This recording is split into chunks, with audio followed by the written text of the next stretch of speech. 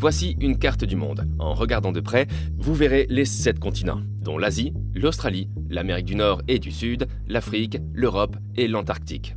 Mais cela n'a pas toujours été comme ça. Il y a environ 300 millions d'années, la Terre n'avait pas 7 continents, mais la Pangée, un supercontinent de taille importante, entouré par la Pantalassa, un océan unique. Jusqu'à il y a environ 200 millions d'années, au cours de la période Triasique, la Pangée était le seul continent sur Terre. Puis elle a commencé à se fragmenter. La Pangée s'est divisée en 2 continents, la Eurasie et le Gondwana, au cours du Trias. Le plus petit continent, la Eurasie, a migré vers le nord et s'est finalement divisé en ce que l'on appelle aujourd'hui l'Europe, l'Asie et l'Amérique du Nord. Le plus grand, le Gondwana, s'est divisé pour former les continents modernes d'Amérique du Sud, d'Afrique, d'Australie, d'Antarctique, du sous-continent indien et de la péninsule arabique, qui représentent ensemble près de 2/3 du continent moderne. Beaucoup de gens ignorent que le Gondwana s'est également divisé en une autre partie. Une partie que les chercheurs ont mis 375 ans à trouver, devenant ainsi le 8e continent du monde qui les avait attendus sous l'océan pendant tout ce temps. Comment ce continent a-t-il vu le jour? Qui y habitait autrefois? Et depuis combien de temps est-il immergé? Rejoignez-nous pour explorer la nouvelle découverte insensée des scientifiques d'un continent caché sous l'océan. Abel Tasman était en mission en 1642. Ce marin hollandais chevronné était certain que l'hémisphère sud abritait un immense continent et il était déterminé à le trouver. Les Européens avaient la conviction inébranlable qu'il devait y avoir là une masse terrestre assez importante qu'ils ont nommée de manière préventive Terra Australis, pour équilibrer leur propre continent au nord. À l'époque, cette région du monde était encore largement mystérieuse pour eux. La fixation existait depuis l'époque des anciens Romains, mais elle n'allait être mise à l'épreuve que maintenant. Tasman a donc quitté le port indonésien de Jakarta le 14 août à bord de 2 petits navires et a navigué vers l'ouest, le sud, puis l'est, jusqu'à l'île du sud de la Nouvelle-Zélande. Sa première rencontre avec les habitants de Maori, qui seraient arrivés dans la région des centaines d'années plus tôt, n'a pas été un bon départ pour lui. Le deuxième jour, certains d'entre eux sont partis en canoë et ont éperonné un petit bateau qui transportait des messages entre les navires néerlandais. 4 Européens sont morts. On ignore ce qu'il est advenu des cibles des Européens après qu'ils aient tiré un canon sur 11 autres canots. Et c'est la fin de son expédition. Tasman donne à ce lieu tragique le nom ironique de Baie des Assassins et rentre chez lui quelques semaines plus tard sans même avoir posé le pied sur ce nouveau continent. Bien qu'il pensait avoir trouvé le grand continent austral, ce n'était manifestement pas le nirvana commercial qu'il avait envisagé. Il ne reviendra jamais. L'Australie avait déjà été découverte à ce moment-là, mais les Européens pensaient que ce n'était pas le continent légendaire qu'ils recherchaient. Lorsqu'ils changèrent d'avis, on lui donna plus tard le nom de Terra Australis. Tasman n'avait aucune idée qu'il avait eu raison depuis le début. Il manquait un continent. Lorsqu'une équipe de géologues a révélé la découverte de Zélandia, elle a fait la une des journaux. Elle fait environ 6 fois la taille de Madagascar et s'étend sur 4,9 millions de kilomètres carrés. 1,9 million de milles carrés. L'équipe a audacieusement déclaré qu'il y avait plus de 7 continents, alors que les encyclopédies, les cartes et les moteurs de recherche avaient longtemps affirmé qu'il n'y en avait que 7. Mais comme nous pouvons le voir maintenant, il y en a en fait 8. Le plus récent est le plus petit, le plus mince et le plus jeune du monde entier, pulvérisant tous les records précédents.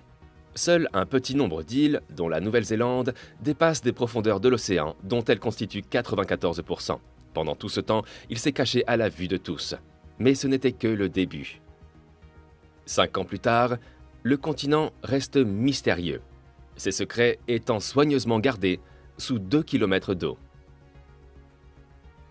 L'un des plus grands domaines marins du monde a été libéré lorsque le continent a été finalement révélé au monde. Outre la Nouvelle-Zélande, le continent comprend l'île Lord Howe et la pyramide de Bâle, 2 territoires australiens mineurs, ainsi que l'île Nouvelle-Calédonie, une colonie française connue pour ses lagons étonnants. Un explorateur du XVIIIe siècle a affirmé que ces derniers semblaient ne pas être plus grands qu'un canoë. Zélandia faisait autrefois partie du Gondwana, un supercontinent qui couvrait autrefois la totalité de l'hémisphère sud et qui s'est formé il y a environ 550 millions d'années. Il était situé dans un coin à l'est, à la frontière de plusieurs autres pays, dont la totalité de l'Australie orientale et la moitié de l'Antarctique occidentale. Puis, il y a environ 105 millions d'années, Zélandia a commencé à se désagréger, selon les experts, en raison d'un processus que nous ne comprenons pas encore complètement. Par rapport à la croûte océanique, qui a généralement une épaisseur d'environ 10 km, la croûte continentale a souvent une profondeur d'environ 40 km. Sous l'effet de la tension, Zelandia s'est tellement étirée que sa croûte fait actuellement à peine 20 km de profondeur, soit 12,4 milles. Le continent, très mince, a fini par être immergé sous l'eau. Mais pas tout à fait au niveau de la croûte océanique normale. Les géologues reconnaissent que Zelandia est un continent bien qu'il soit mince et submergé, en raison du type de roche que l'on peut y trouver.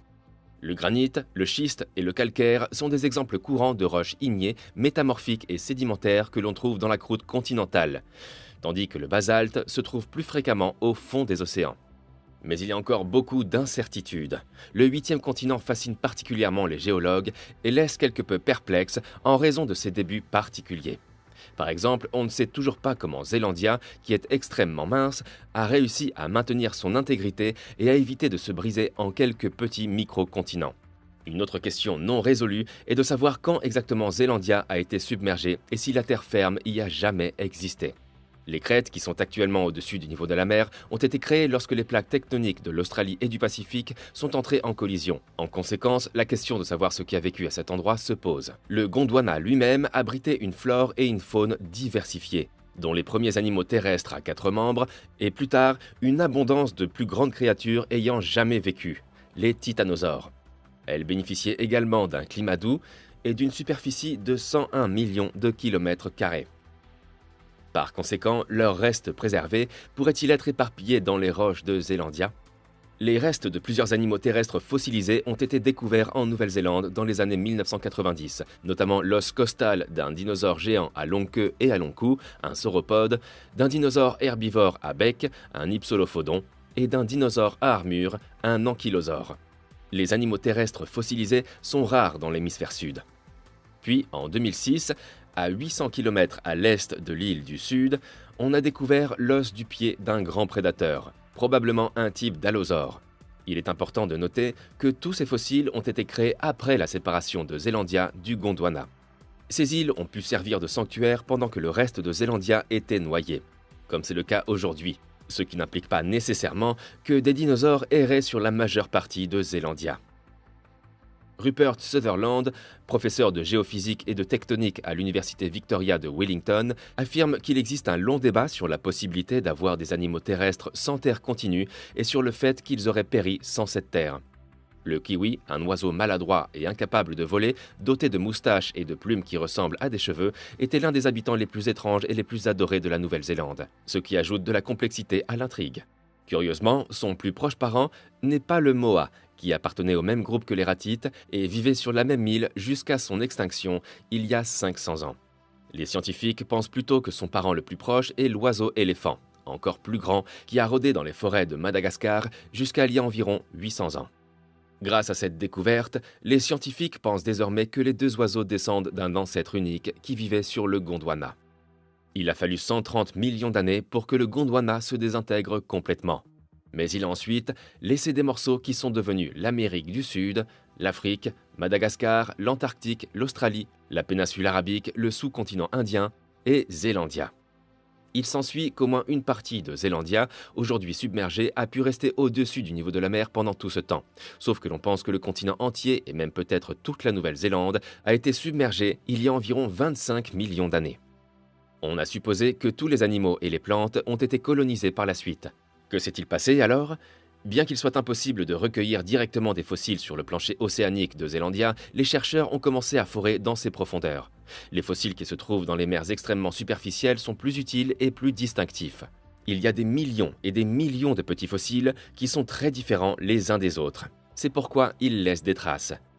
La forme de Zelandia est une autre énigme non résolue.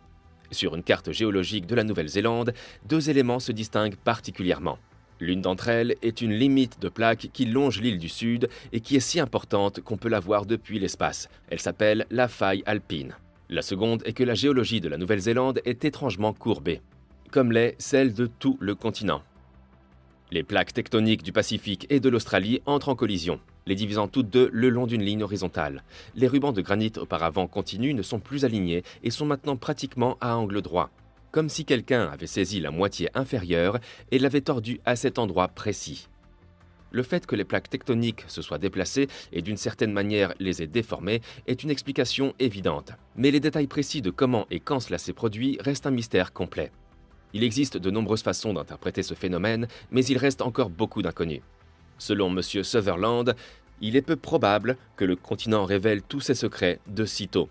Lorsque tout se trouve à 2 km sous l'eau et que les couches à échantillonner se trouvent également à 500 mètres sous le fond marin, il est plutôt difficile de faire des découvertes, explique-t-il. L'exploration d'un tel continent est assez difficile. Par conséquent, envoyer des navires dans des zones de prospection demande tout simplement beaucoup de temps, d'argent et d'efforts. Néanmoins, l'existence du 8e continent du monde prouve que près de 400 ans après l'exploration de Tasman, il y a encore beaucoup à apprendre. Dites-nous ce que vous pensez de cette découverte dans la section des commentaires ci-dessous.